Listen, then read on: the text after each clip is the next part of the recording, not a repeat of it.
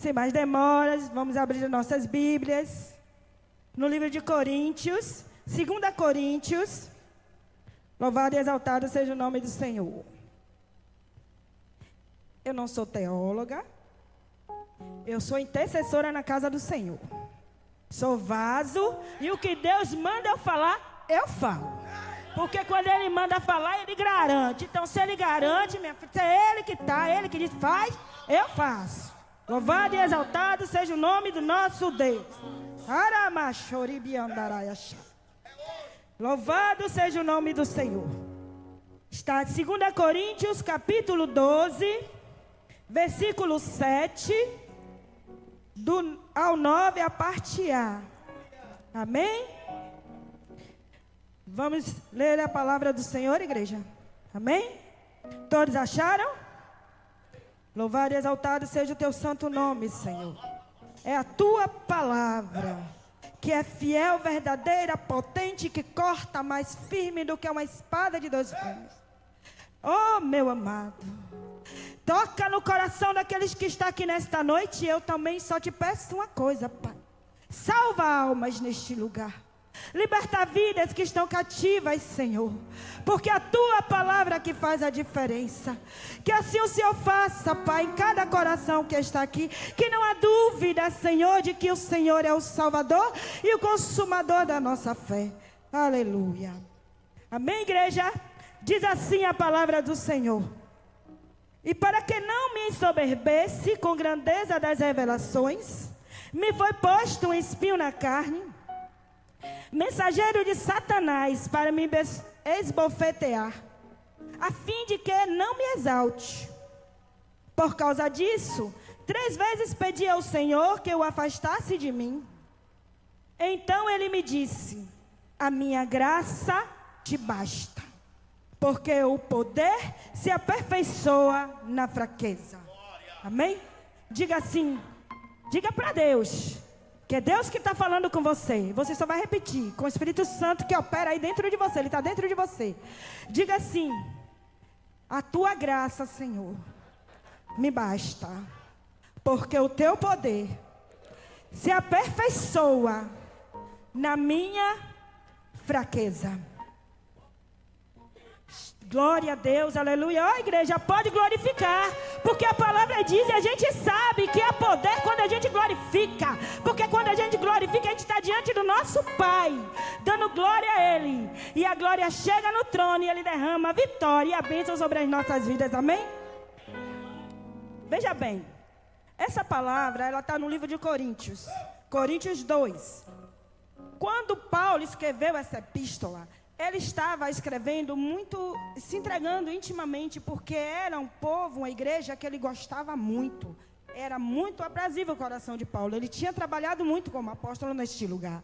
Mas outros apóstolos tinham se levantado ali e tinham ido abater a fé daqueles irmãos. Então Paulo se apresentou de uma maneira mais humana. E ele se mostrou mais nessas revelações, assim como ele colocou o espinho na carne que ele sofria. Muitos teólogos falam que o espinho na carne de Paulo poderia ser uma malária. Por quê? Porque ele andava e ele ficava em lugares que eram endêmicos, lugares que poderiam ter aquela doença. Imagine, a malária hoje é muito difícil. Imagine naquela época, poderia abatê-lo. Outros falam que era epilepsia. Outras pessoas já falam, outros teólogos já colocam que era algum problema de relacionamento, seja com mulher, porque ele fala lá no outro livro ele fala sobre o casamento e ele ainda diz assim que melhor seria que nós não casássemos e ficássemos solteiros. Então algumas colocam isso como se fosse o espinho na carne de Paulo. Mas Lutero, ele fala que o espinho na carne de Paulo poderia ser mais o espinho com relação ao problema que ele tinha de visão.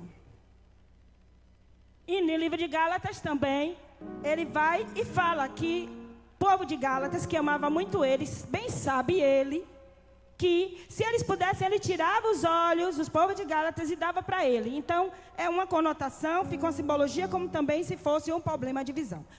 A questão aqui é que ele tinha um problema. Amém? Louvado seja o nome do nosso Deus. E que este problema Deus não quis curar. Deus não quis fazer nada. Porque Paulo curava, não é? Ele passava, ele curava, ele pregava e as pessoas ouviam. Mas aqui, Deus não quis tratar. Então eu fiquei me perguntando por quê, Senhor? E aí eu cheguei lá para o começo da vida de Paulo, ainda quando ele não era Paulo e era Saulo. E ele estava no caminho de Damasco, porque Paulo, ele era perseguidor. Paulo, antes de ser Paulo, quando ele era Saulo, ele era perseguidor da igreja de Cristo. Ele perseguiu aqueles que pregavam, que adoravam a Jesus. Mas, irmãos, veja bem, não era por ruindade, não. Era porque ele acreditava. Ele cresceu como sendo judeu, ele era judeu, ele tinha duas nacionalidades, judeu e romana. E ele cresceu acreditando porque o pai dele era fariseu e ele também estudou. Nós sabemos, alguns aqui falam, estudam, eu estudei alguma coisa, e fala com relação que os meninos estudam sempre a Torá, desde pequeno ele já tem que saber tudo, e com 12 anos ele vai ser questionado a respeito da Torá. Se ele passar, ele vai fazer a obra, vai ser um fariseu, vai trabalhar. O fariseu é doutor da lei, ele conhecia toda a lei. E porque Paulo conhecia toda a lei, ele não aceitava que Jesus Cristo seria o Messias, o rei esperado por Israel, porque para Israel o rei tinha que vir na força de cavalos, de carros, de ferramentas de poder, para destruir a nação romana que fazia Israel escravizar-se. Ele tratava, a nação romana escravizava Israel. Então aí Jesus tem um encontro com Paulo, com Saulo. Ele vai, pede cartas para levar o povo à sinagoga para ser julgado, porque o povo estava glorificando e aceitando a Jesus. Os judeus estavam aceitando a Jesus. E aí Jesus vem, ele estava acompanhado de soldados, e Jesus vem numa luz muito clara, e Paulo fica cego. E diz assim: Saulo, Saulo, por que me perseguiste? E ele diz: quem és tu? E ele diz: eu sou Jesus, o qual tu persegues. Naquele dia, Saulo ficou cego por 3 dias. Aí, eu pensando, né, Senhor, por que ele ficou cego por 3 dias? Por quê? Podia na mesma hora, Jesus ir, né, já que ele já tinha visto, já tinha tido a visão, Jesus ir, e naquele mesmo momento ele ser, Deus trabalhar no interior dele. Mas existe a vida nas vidas da gente, existe vezes que é preciso tempo. É preciso tempo para Deus trabalhar naquilo que a gente já construiu há muitos anos. Aquilo que já foi trazido em nós da infância, dos nossos familiares, da nossa convivência familiar. Às vezes é preciso tempo. E também diz a palavra que tudo há tempo, né? Há tempo para tudo. A Eclesiastes fala debaixo do céu. E aí Paulo ficou cego durante 3 dias. E a Bíblia fala que ele ficou cego e ele orava e jejuava. Ele ficou cego e ele orava e jejuava. Eu acredito, imagine uma pessoa cega. Uma pessoa que tinha poder, e aquilo ali, eu acho que naquele momento o Espírito Santo já estava na terra. Isso é uma conjectura minha, que a Bíblia não fala. Mas o Espírito Santo já estava na terra. E o Espírito Santo estava falando com Paulo: olha, é assim. E ele devia dizer: mas a palavra que eu estudei diz assim. E o Espírito Santo, falava no coração: olha, filho, é por aqui. E aí ficou esses 3 dias, né? E ele ali sofrendo porque ele estava cego. Imagine, gente, se fechava. Nesse instante parou um pouquinho a energia aqui. Todo mundo ficou assim, né? Mas a gente estava na presença de Deus, deu glória a Deus. Mas imagine uma pessoa ficar cego por 3 dias. Numa casa. E aí ele ficou. E aí Deus manda lá Ananias. E Ananias vai, e com certeza naquele período, foi abatida todo aquele estudo que ele tinha. Toda aquela racionalidade humana que ele tinha.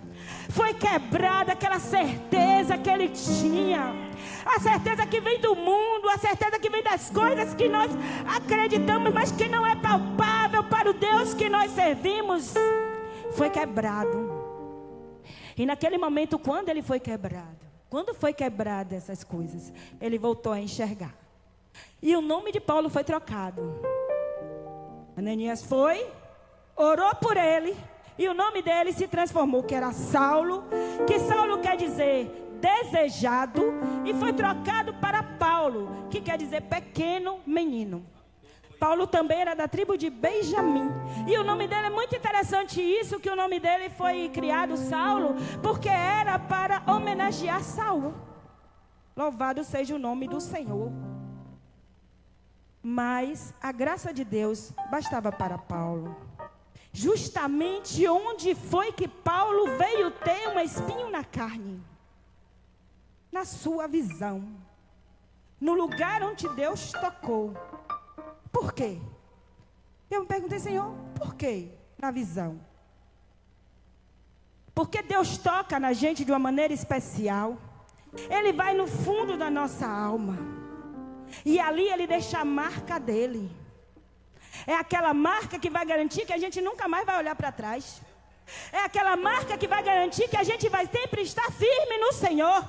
Quando Ele dizia, e Ele me deixou um espinho na carne, eu roguei por 3 vezes, para que tirasse de mim, Deus disse, a minha graça te bastará, xeramaia, rimanai, canto.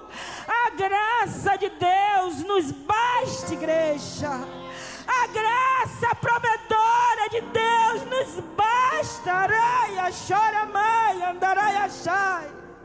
Oh, aleluia! E a graça nos fortalece. Quer ver uma coisa? Quer ver que a graça, na fraqueza, na sua fraqueza, ela te fortalece? Saul era forte, né? Saul, ele era alto, ele se destacava de toda Israel. Ele era muito garboso, bonito, né? Muito charmoso, assim. As meninas adoravam ele. Tanto que cantavam, né? Cantavam louvores quando Saul ganhava as guerras. E ele veio na força do braço dele. Mas aí vem Davi. Pequeno, fraco para alguns, pequenininho, aquele menininho que estava lá na malhada. Porque o povo não conhecia verdadeiramente a intimidade que Saul tinha com Deus.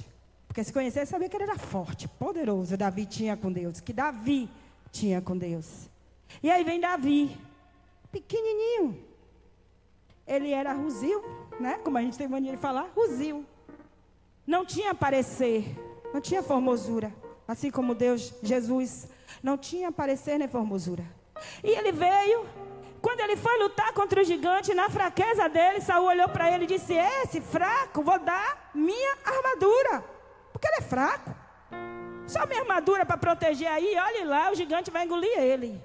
E ele vestiu a armadura, ele não foi para lugar nenhum, porque ele não conseguia se movimentar. Isso aí já é outra pregação, mas vamos aqui para cá.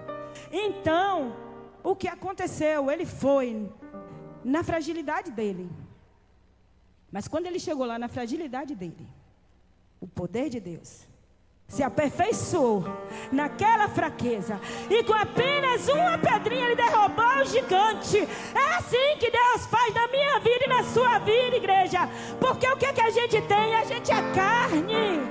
É carne, mas o nosso espírito é forte. Porque ele veio de Deus. E o poder do Senhor se aperfeiçoa em nós desta maneira. Digo, fraco, sou forte. Porque temos Deus na nossa vida.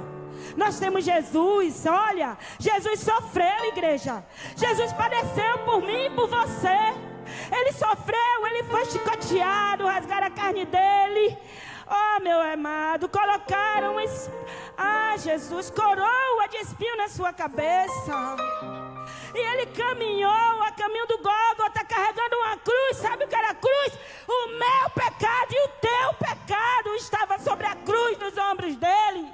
E naquele momento todos podiam dizer, ele está fraco. Ele está fraco. Ai, andarabaixo, andaraia. E aquela cruz, ela pesava. Ela pesava de 80 a 90 quilos. E ele já estava todo moído, machucado. E eu acredito que os outros que não seguiam a Jesus diziam, olha lá, ó, ele é fraco mesmo. Não aguenta nada aí, ó. Cadê ele que curou? Até eu acredito também que aqueles que andaram com ele, viu ele lá no Gólgota crucificado, diziam: meu Deus, mas ele não curou. Como é que ele está fraco assim? Mas era a carne dele fraca. Era a carne. A carne, igreja, que é fraca. Mas o espírito dele é forte. O espírito dele é forte em nós. O espírito dele é forte. Clama, Abba, Pai. Mas ele estava naquela cruz, carregando os meus pecados, carregando os seus pecados. E ele levou a cruz. E ainda tem uma coisa muito interessante: ele colocou outra pessoa para ajudar ele a carregar a cruz. Sabe para quê? Não que ele precisasse, porque ele era Deus.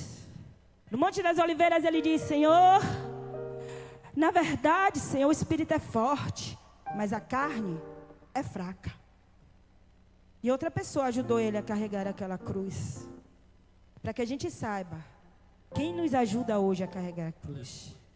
O Espírito Santo de Deus, que opera na minha vida e na tua vida. Ele nos ajuda a carregar esta cruz. E Jesus sofrendo e padecendo ali, e ele diz assim: oh, está consumado, Pai. E ali morreu aquela carne que era fraca, mas que era do Deus poderoso. E o poder, ele cresceu através daquela fraqueza que foi só por algum minuto, onde Satanás dizia: está consumado, ele morreu, acabou.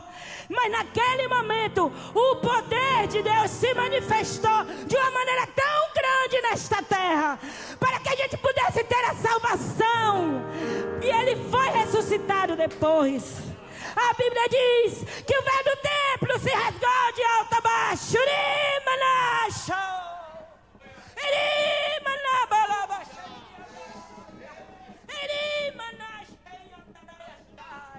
E quando se rasgou de alto a baixo, nós tivemos acesso a essa glória. A glória, essa glória que nós vivemos aqui, a gente não podia ter não, igreja. Mas quando o véu foi rasgado, eu e você temos acesso à presença de Deus. Houve trovões na terra, quebraram-se, os mortos subiram, e todos tiveram que contemplar a glória de Deus. Foi a fraqueza? Você se sente fraco? Será que hoje nós, como crentes, nos sentimos fracos?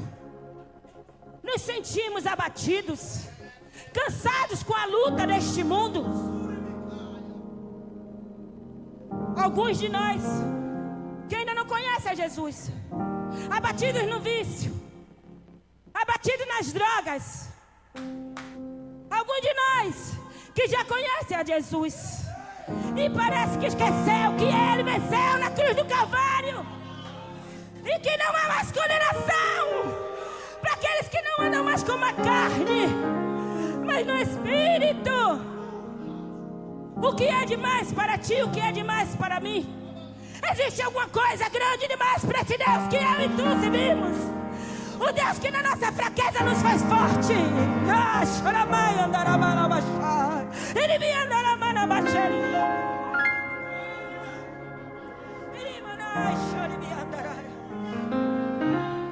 Ele disse: venha a mim, todos os que estão cansados e abatidos, e eu vos consolarei e guardarei. Tomai o meu jugo, que é suave, e meu fardo, que é leve. Qual é a sua dificuldade hoje? Qual é a sua dificuldade hoje? Qual é o jugo que está sobre ti hoje? O que é jugo? Jugo é uma ferramenta usada entre dois animais E os animais têm que ter o mesmo peso para suportar, o mesmo tamanho, ser do mesmo peso para suportar o jugo, para não acontecer um jugo desigual, um em cima do outro assim, no pescoço do animal, para que ele possa puxar uma carroça, para que ele possa puxar uma pedra. Isto é um jugo. Quem tem ficado do teu lado suportando o teu jugo? Porque Jesus disse que o jugo dele é suave e leve.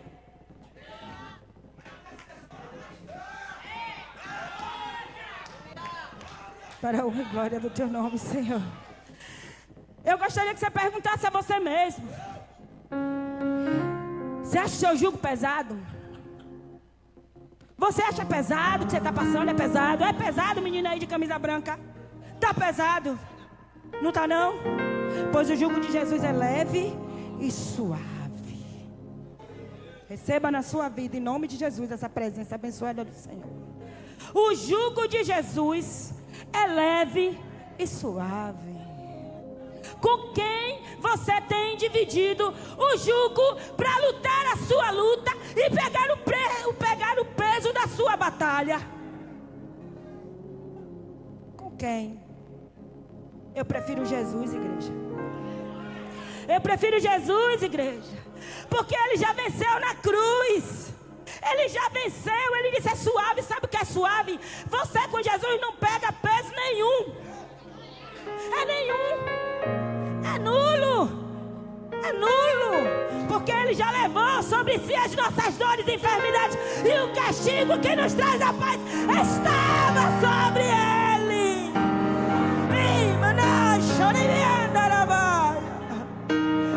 Oh, aleluia.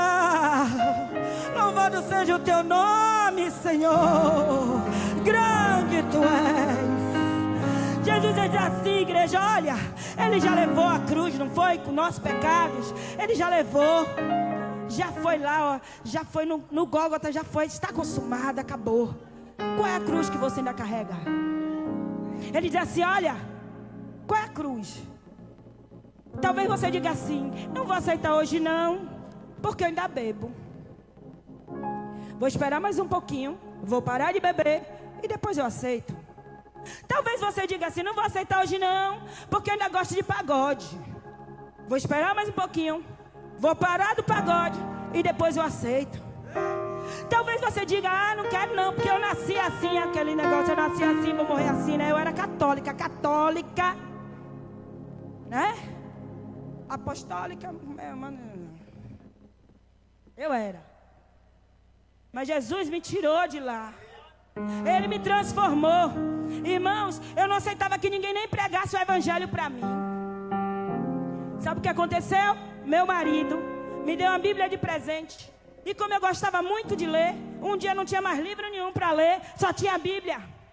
E aí eu comecei a ler a Bíblia e olha, eu ficava lendo a Bíblia e dando risada. E o menino que eu criei ficava dando risada e dizia, Meire, você não está certa não, viu? Você está com esse livro da capa preta aí, fica rindo. Foi assim que Jesus me converteu. Mas nós, vocês aqui, por isso que eu não canso de pregar o evangelho. Quem eu achar na rua e Deus dizer, fala de mim, eu falo. Sabe por quê?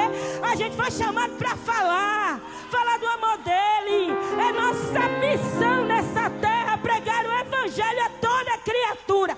Se esqueça de ti, se despoje de ti, como Jesus se despojou e foi lá e fez tudo por nós. É isso que ele quer que eu e você faça nessa terra. Aí, ó, os campos estão aí esperando os ceifeiros ir lá pregar a palavra e trazer para aqui, para a casa do Senhor. Qual é a cruz que te prende ainda no mundo? Qual é o peso? Qual é o jugo? Jesus diz assim, ó, toma a tua cruz. Toma a tua cruz. Toma a tua cruz. Toma a tua cruz. Vamos com você de blusa branca mesmo aí. Toma e segue a ele. Porque ele vai tirar tudo. Ele vai transformar tudo. E o jugo acabou e vai passar. E vai ser tudo suave na sua vida. Depende de você dar um passo para Jesus ainda hoje. É hoje, não é amanhã não. Não é quando você deixar não. Porque por nós mesmos a gente não deixa nada, igreja. Sabe quem transforma nossas vidas? É o Espírito Santo, nosso Consolador, que nos conduz, nos ensina o caminho da verdade onde nós devemos andar. Amém? O jugo de Jesus é suave. A graça eu não mereço, você não merece, o pastor não merece, a pastora não merece, os ministros não merecem, quem está aí fora não merece, quem está na galeria não merece. A graça é um favor imerecido de Deus para nós. Ele nos deu por amor. É essa graça que hoje eu estou pregando aqui, estou pedindo para ti. Venha aceitar Jesus. É só isso. Sabe o que é aceitar Jesus? É dizer que Ele é o único e suficiente Salvador da tua vida. Só Ele. Abre a porta para Ele entrar. Na minha casa, se eu não abrir a porta e deixar entrar, vai ficar só na sala. Mas se eu convidar, pode entrar, toma conta. É isso que Jesus quer fazer na minha vida e na sua vida. Quem hoje é o corajoso para pegar a tua cruz e seguir a Jesus agora? E ver Ele tirar esse peso de você. Vamos levantar a igreja, em nome de Jesus. Vamos levantar. Aleluia, Jesus. Aleluia. Dá glória a Deus, igreja. O fardo e o jugo é leve. É suave em Cristo. Se levante aí agora do teu lugar. Tem um louvor que eu já gosto que fala assim.